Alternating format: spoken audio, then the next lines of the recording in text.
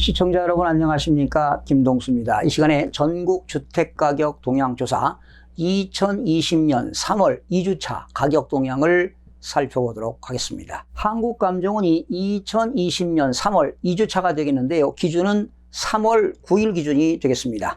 전국 조간아파트 가격 동향을 조사한 결과 매매가격은 0.16%가 상승하고요. 전세가격은 0.07%가 상승을 했습니다. 전국적으로 0.16%가 상승했는데요. 전국 주간아파트 매매가격은 지난주 상승폭을 유지했습니다. 수도권은 0.27%에서 0.28%, 서울은 지난주 0.01%에서 이번 주 0.02%로 상승폭이 소폭 확대되었고요. 지방은 지난주 0.06%에서 이번 주 0.05%, 상승폭이 축소되었습니다. 5대 광역시는 지난주 0.07%에서 0.06%, 8개도는 지난주 0.01%에서 0.00%, 세종시는 지난주 1.02%에서 0.98%가 되었습니다. 시도별로는 세종시는 0.98%, 경기는 0.41%, 대전은 0.40%, 인천 0.38%, 울산 0.11%, 충북 0.04% 등은 상승했고요. 전남은 0.00%, 광주도 0.00%로 부합이 되었고요. 대구는 마이너스 0.04%, 제주도 마이너스 0.03% 등은 하락을 했습니다. 공표지역 176개 시군구 중 지난주 대비 상승지역은 100개에서 98개로, 보합지역은 30개에서 25개로 감소가 되었고요. 하락지역은 46개에서 53개로 증가를 했습니다. 수도권은 이번 주 0.28%가 상승했는데요. 서울은 0.02% 상승, 인천은 0.38% 상승, 경기도는 0.41%가 상승했습니다. 서울은 지난주 플러스 0.01%에서 이번 주 플러스 0.02%가 되는데요. 경기 침체 우려 등으로 매수와 매도 심리 모두 위축된 가운데 일부 지역에 중저가 단지로만 상승을 했네요. 기존 가격 상승을 주도했던 강남권의 고가 단지 및 재건축 단지는 말이죠, 매수세가 감소되고 매물 호가 하락 및 급매 위주로 거래되는 등 강남 지역은 하락세가 계속 지속되고 있습니다. 강북 지역 14개구는요 플러스 0.05%입니다. 노원구는 플러스 0.09는 개발 호재가 있네요. 강원대 역세권 사업, 그리고 월계동 위주로, 강북구도 0.09% 상승했는데 이하동 대단지 위주로, 도봉구도 0.08%는 방학동, 쌍문동이 중저가 단지 위주로 상승했으나 광진구는 0.00%는 관망세가 이어지면서 보합세를 유지했습니다. 강남 11개구는요 0.00이 되었습니다. 강남 4구입니다. 강남은 마이너스 0.06% 하락, 서초구도 마이너스 0.06% 하락, 대체로 중대형 등 초고가 하락세가 지속되었으나 소형은 급매 거래 이후 하락폭이 축소가 되었습니다. 송파구는 마이너스 0.06%는 호가 대비가 낮게 실거래가 되면서 하락폭을 유지했고요. 강동구는 0.02%는 9억 이하 단지 위주로 소폭 상승했습니다. 강남 4구 이외의 지역은 구로구가 0.08%, 신도림, 구로동, 양천구는 0.02%는 신정동, 신월동 등에서 9억 원 이하 단지 위주로 상승을 했습니다. 자, 인천은 지난주에 플러스 0.42%인데요. 이번 주 플러스 0.38%로 상승폭이 축소가 되는데요. 특히 인천광역시 연수구 0.77%는 교통 호재가 있고요. 분양시장 호조 등으로 수요가 증가한 송도동, 동춘동 위주로, 서구는 0.38%는 교통망 확충 기대감 있는 지하철 7호선이 연장됩니다. 영종에서 청라 연륙교 사업 등, 그리고 신축 위주로 청라동, 가정동, 석남동 위주로 상승했으나 상승폭은 축소가 되었습니다. 미추홀구는 0.35%는 용현동, 주안동, 신축 및 역세권 단지 위주로 상승을 했습니다. 경기도는 지난주 0.39%에서 이번 주 0.41로 상승폭이 확대가 되는데요. 특히 수원시입니다. 0.76%가 상승했는데 역시 수원 지역에서도 교통 개선이 되고 편의시설 확충과 정비사업 등의 영향으로 상승세가 이어가나 조정 대상 지역이 확대되었죠. 지난달 2월 20일 날 발표가 있었는데요.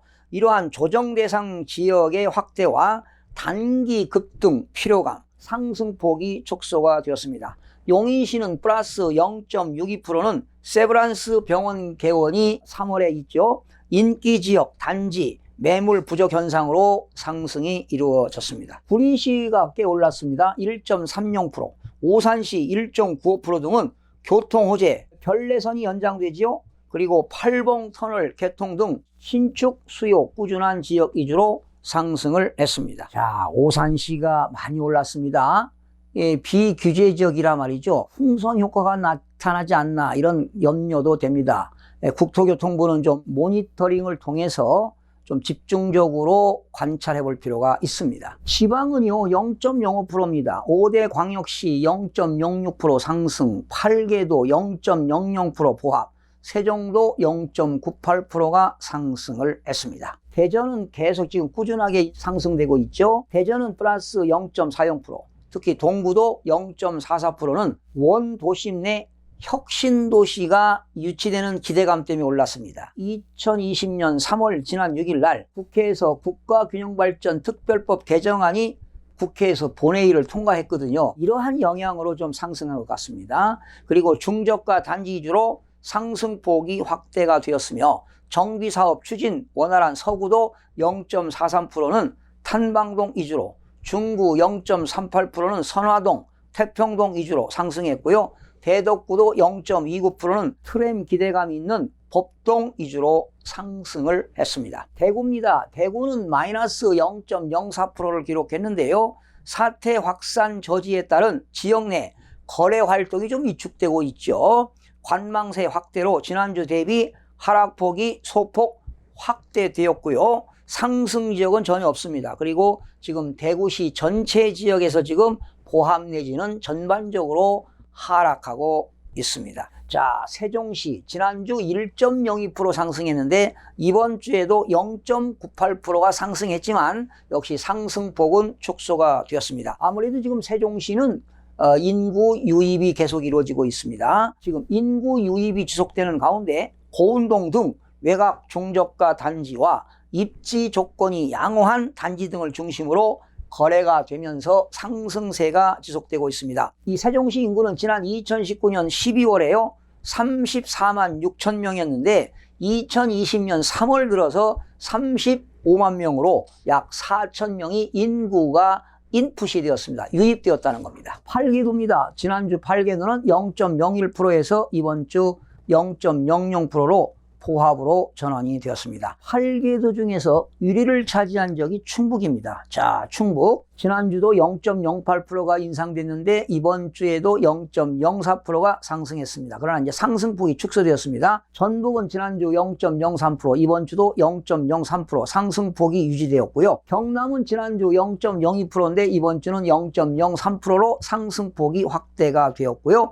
전남은 0.00% 보합을 유지했습니다. 강원도 지난주 0.01%인데 이번 주는 마이너스 0.01%로 상승해서 강원도는 하락으로 전환이 되었고요.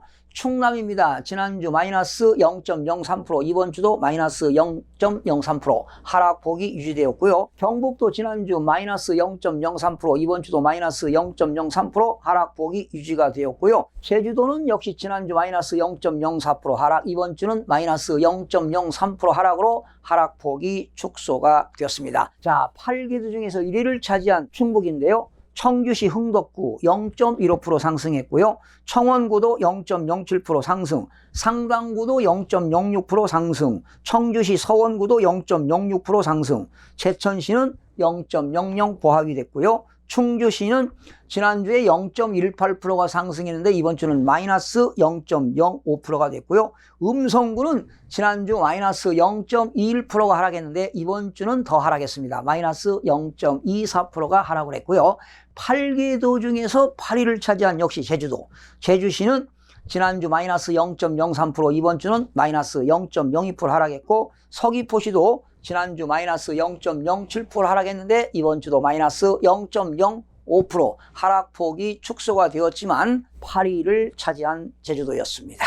서울 지역은요, 지금 경기 침체 우려 등으로 매도 심리가 모두 위축된 가운데 일부 지역의 중저가 단지는 좀 상승을 했는데요. 기존 가격 상승을 주도했던 강남권 고가 단지 및 재건축 단지는 지금 매수세가 감소됨으로써 또한 매물 호가 하락 및 금매 위주로 거래되는 등 지금 강남 지역은 하락세가 계속 지속되고 있습니다. 지역별로 본다면, 전국적으로 본다면요, 교통 호재가 있거나 개발 호재가 있거나 편의시설이 확충되거나 인구가 유입되거나 그 지역에 정비 사업이 이루어지는 지역은, 이러한 영향이 있는 지역들은 지금 상승세가 지속되고 있습니다. 자, 정부가 말이죠, 지난달 2월 20일 부동산 19번째 대책을 발표했는데 이러한 부동산 대책을 통해서 수원과 안양 등의